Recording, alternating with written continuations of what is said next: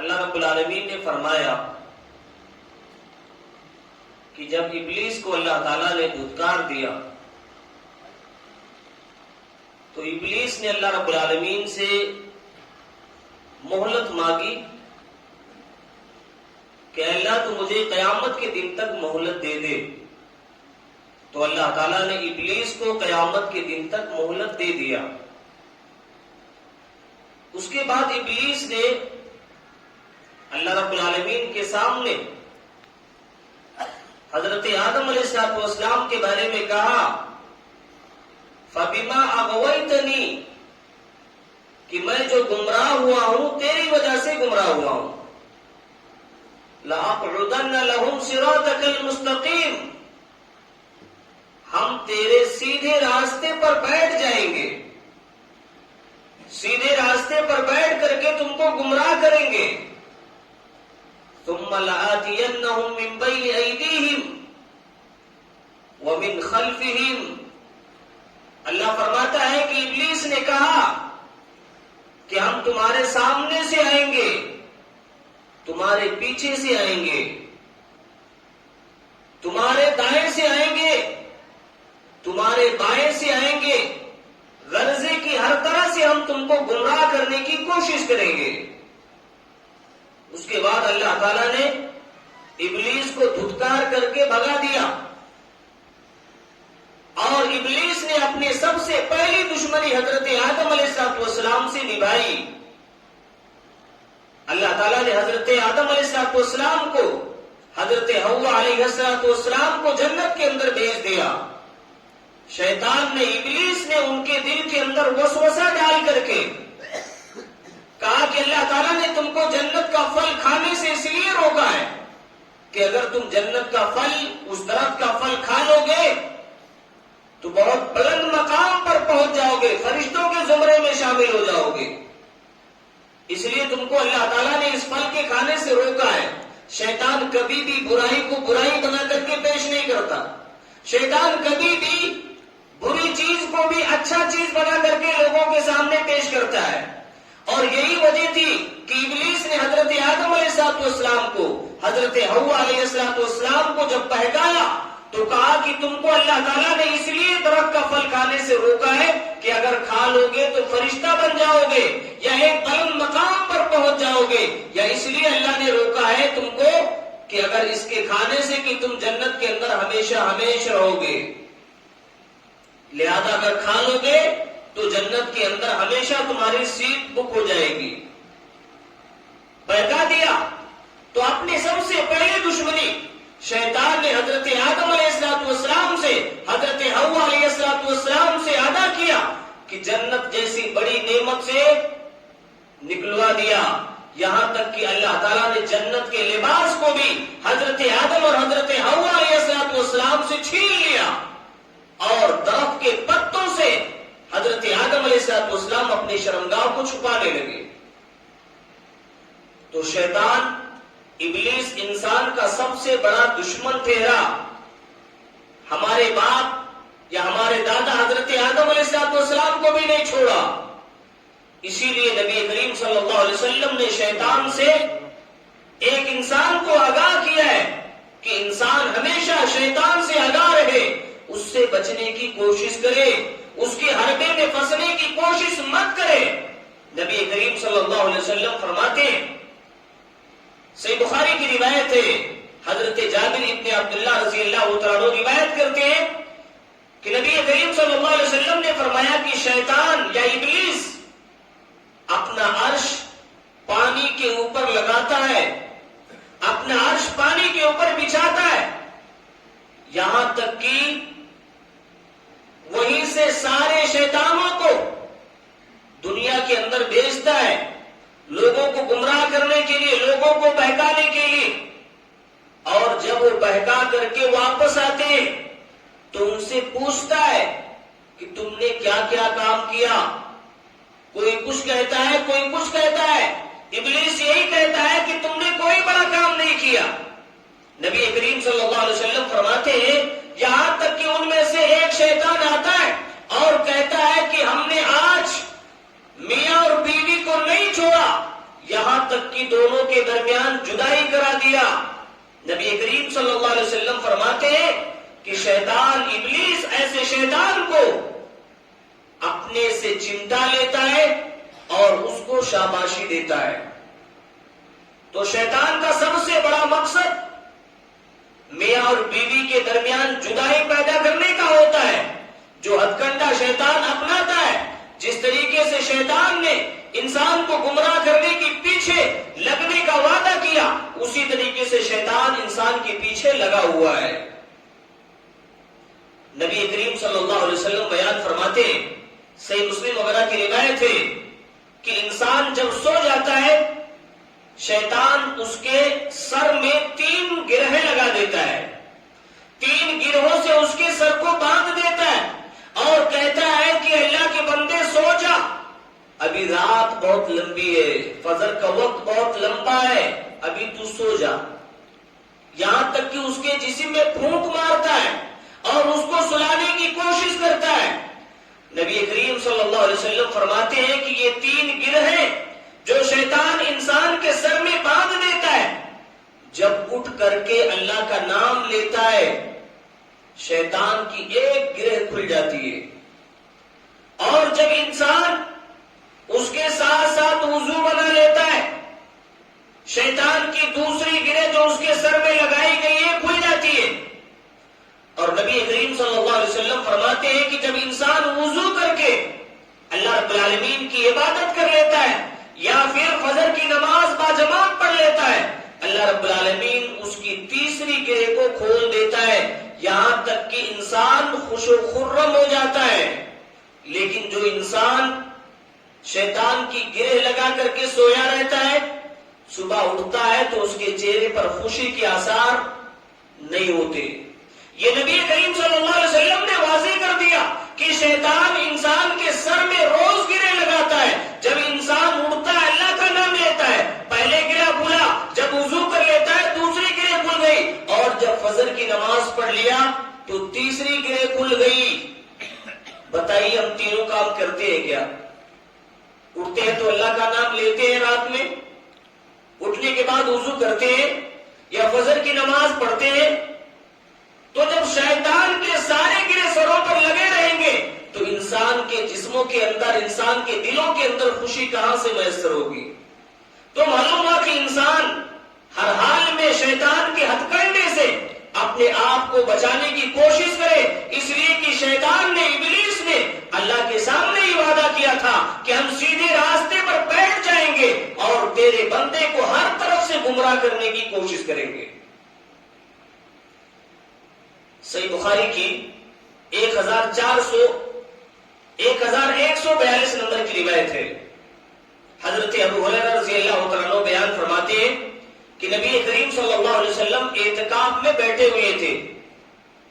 نبی کریم صلی اللہ علیہ وسلم کی بیویاں ازواج مطہرات نبی کریم صلی اللہ علیہ وسلم سے ملنے کے لیے مسجد نبوی کے اندر گئیں۔ نبی کریم صلی اللہ علیہ وسلم سے ملنے کے بعد واپس ہونے لگی، جن میں سے صفیہ بنت حی رضی اللہ تعالیٰ عنہا بھی تھی۔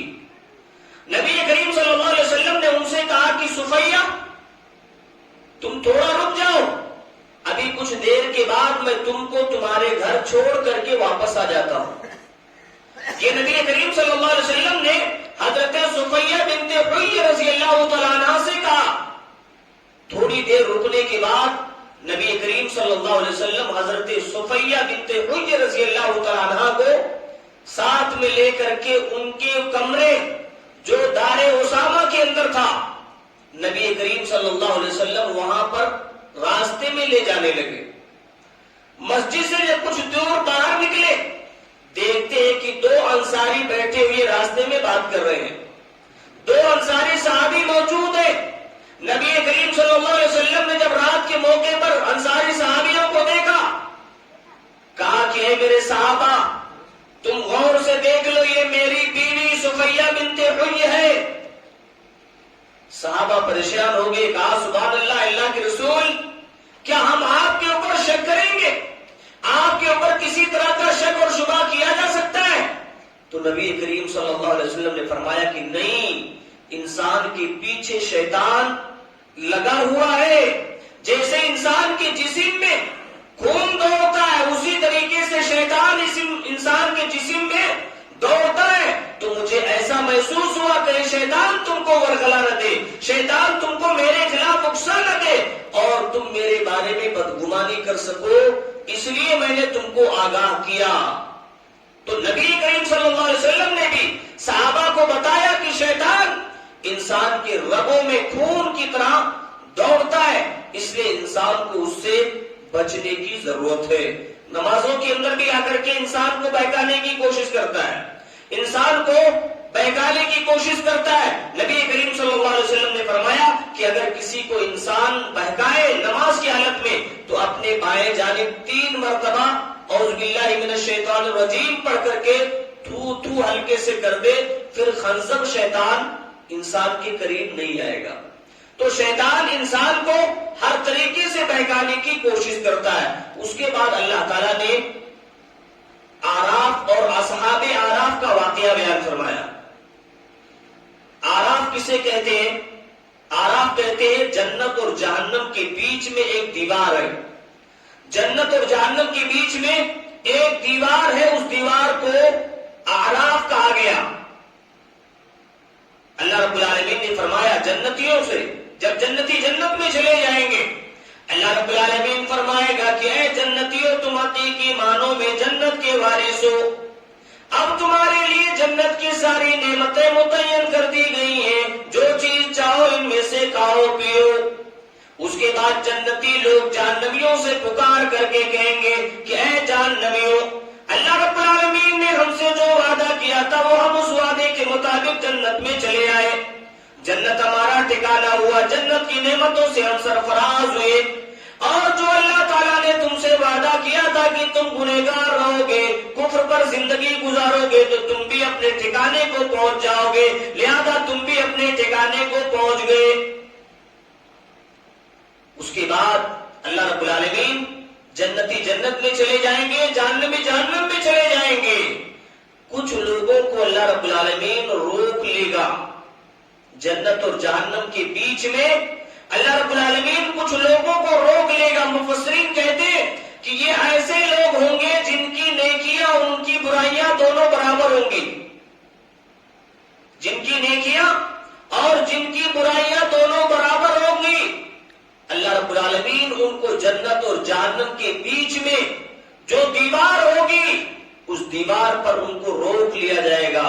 اور بعض مفسرین کہتے ہیں کہ ان کے حساب و کتاب میں تاخیر ہونے کی وجہ سے اللہ تعالیٰ ان کو اسی دیوار پر, جس کو آراف کہا گیا, اسی دیوار پر ان کو روک لیا جائے گا.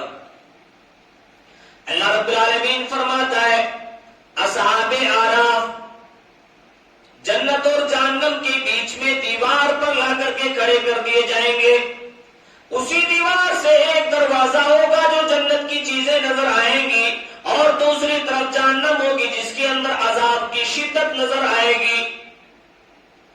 اصحاب آراف جن کی نیکیاں اور برائیاں برابر ہوں گی جنت میں جانے کی توقع رکھتے ہوں گے, جنت میں ان کو داخلہ ملے گا, لیکن نبی کریم صلی اللہ علیہ وسلم کی سفارش سے وہ جنت میں داخل ہوں گے. نبی کریم صلی اللہ علیہ وسلم کی سفارش ہوگی, اس کے بعد وہ جنت میں داخل ہوں گے. اللہ رب العالمین فرماتا ہے اصحاب آراف جنت اور جہنم کے بیچ میں کھڑے ہو کر کے جنتیوں کو پہچانیں گے اور سب سے سلام کریں گے, سلام علیکم, تم پر اللہ کی سلامتی ہو. کلم بسیماہم, اللہ نے فرمایا کہ ہر کسی کو پہچان رہے ہوں گے. کھڑے ہوں گے کہ اللہ رب العالمین اچانک ان کے چہرے کو جہنم کی طرف پھیر دے گا. برائیوں میں لپٹ رہنے والوں, اسلام سے دور رہنے والوں, نمازوں سے غفلت برتنے والوں, غور کیجئے گا اس بات پر, اللہ رب العالمین اصحاب آراف کے چہرے کو ایک پل کے لیے جہنم کی طرف پھیر دے گا. جب جہنمیوں کے عذاب کو دیکھیں گے, جہنمیوں کی شدت کو دیکھیں گے, اللہ رب العالمین کو پکار اٹھیں گے, ربنا لا تجعلنا مع القوم الظالمین. اللہ رب العالمین سے دعا کریں گے, اے اللہ تو مجھے کہیں اس ظالم قوم سے نہ بنا دے, مجھے ظالم قوم میں سے نہ بنا دینا.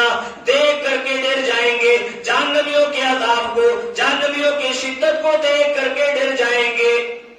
یہ ایک پل کے لیے اللہ تعالیٰ ان کے چہرے کو جہنم کی طرف گھمائے گا, جہنم کی طرف پھیرے گا.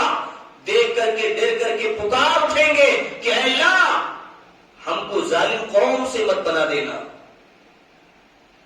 اس کے بعد یہ بھی جنت میں چلے جائیں گے, جنتی جنت میں جائیں گے, جہنمی جہنم میں چلے جائیں گے. جہنمی لوگ بھی جنتیوں کو دیکھیں گے اور جنتی لوگ بھی جہنمیوں کو دیکھیں گے. ہر کوئی ایک دوسرے کو پہچان رہا ہوگا. بیوی ہے, بیٹا ہے, رشتہ دار ہے, چچا ہے, چچی ہے, پھوپھا ہے, پھوپھی ہے, سارے لوگ ایک دوسرے کو پہچانیں گے. باپ دیکھے گا کہ بیٹا جنت میں ہے, باپ دیکھے گا کہ بیوی جنت میں ہے, اپنا تو جہنم میں پڑا ہوا ہے. اس لیے کہ اس نے بیوی کی خاطر, بیٹے کی خاطر اپنی آخرت کو برباد کیا ہے. بیٹے کی خاطر, بیوی کی خاطر اپنی آخرت کو برباد کیا ہے. دیکھے گا کہ بیٹا عالیشان جنت میں ہے, کہے گا انفیضوا علینا من الماء, اے میرے بیٹے تو مجھے جنت سے اوپر سے پانی میرے پاس دے دے, میں پانی پینے کے لیے ترس رہا ہوں, ایک پانی کا قطرہ اوپر سے میرے اوپر بہا دے. انفیضوا علینا من الماء, پانی کا کچھ حصہ ہی صحیح کم سے کم میرے لیے پھینک دے. او مما رزقکم اللہ, یا اللہ تعالیٰ نے جو تجھ کو روزی دی ہے, جو تجھ کو کھانے پینے کی چیزیں میسر کیے, وہ تو کم سے کم میرے پاس دے دے. جواب تو سن لو, بیٹا دنیا کے اندر بولنے کی طاقت نہیں رکھتا, باپ اپنی بیٹے کی غلطیوں کو اجاگر کرنے کی طاقت نہیں رکھتا, لیکن جنت میں چلے جانے کے بعد واضح طور پر کہے گا ان اللہ حرمہما علی الکافرین. اے میرے رشتے داروں, اے میرے باپ, اے میری بیوی, جو کچھ بھی, جو کون بھی ہوگا, پکار کر کے کہے گا کہ اس چیز کو اللہ نے تمہارے اوپر یا کافروں کے اوپر حرام کر دیا ہے, یہ چیز ہم تم کو نہیں دے سکتے. سگا باپ ہو, سگی بیوی ہو, یا کوئی اور چیز ہو, چچا ہو, چچی ہو, کوئی بھی رشتے دار ہو, واضح الفاظ میں جنت سے پکارے گا ان اللہ حرمہما علی الکافرین. ہم اس چیز کو نہیں دے سکتے اس لیے کہ اللہ تعالیٰ نے کافروں کے اوپر اس چیز کو حرام کر دیا ہے. بتائیے, جس کے لیے ہم نے آخرت کو برباد کیا, جس کے لیے زندگی قربان کی, جس کے لیے نمازوں کو ضائع کیا, جس کے لیے حرام اور حلال کی تمیز نہیں کی, وہ آج ہم کو وہاں پر بیٹھ کر کے کافر بنا رہا ہے. دنیا کے اندر اگرچہ بولنے کی طاقت نہیں تھی, سمجھانے کی طاقت نہیں تھی, لیکن واضح لفظوں میں کہے گا کہ یہ چیز اللہ نے کافروں کے اوپر حرام کر دیا ہے. اس سے بڑھ کر کے شرمندگی اور کیا ہو سکتی ہے جب ایک سگا رشتہ دار, سگا بیٹا, سگی بیٹی, سگی بیوی کہہ دے کہ اس چیز کو ہم تم کو نہیں دے سکتے, اللہ نے یہ چیز کافروں کے اوپر حرام کر دیا ہے. اس لیے انسان کو نیک اعمال کرنے کی ضرورت ہے. کسی کے سارے انسان کامیاب نہیں ہو سکتا جب تک کہ انسان اپنے لیے نام اعمال نہ کر لے.